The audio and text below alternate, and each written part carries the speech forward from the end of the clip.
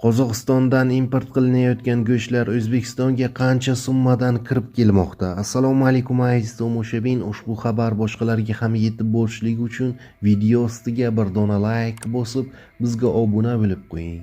Diqqat qiling, Qozog'istonda 2025-yil uchun bojxona statistikasi e'lon qilindi. Unda 1 kilogramm go'sht O'zbekistonga o'rtacha $3 atrofida sotilgani keltirilgan. Bu haqda CMNKZ xabar berdi. Qayd etilishicha, statistikada 2025-yilda O'zbekiston Qozog'istondan 66,1 ming tonna mol go'shti va submahsulotlarni 189,9 million AQSh dollarga sotib olgani aks etgan. Bu o'rtacha hisobda 1 kilogramm uchun $2,87 ni tashkil etadi.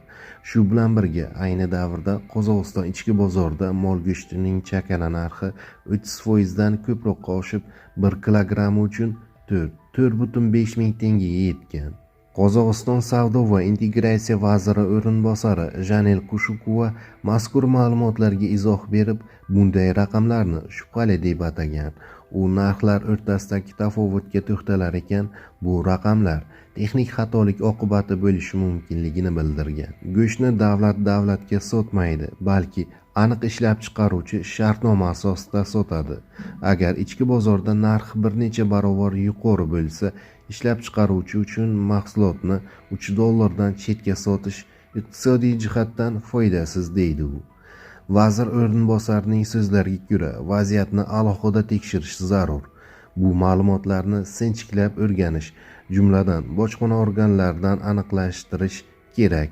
Texnik xatolik bo'lishi ehtimoldan xoli emas, deydi Kushukova. Shu bilan birga, Savdo vazirligi Qozog'istonda mol go'shti narxlari oshishda davom etayotgani va bu aholida xavotir uyg'otayotganini tan olgan.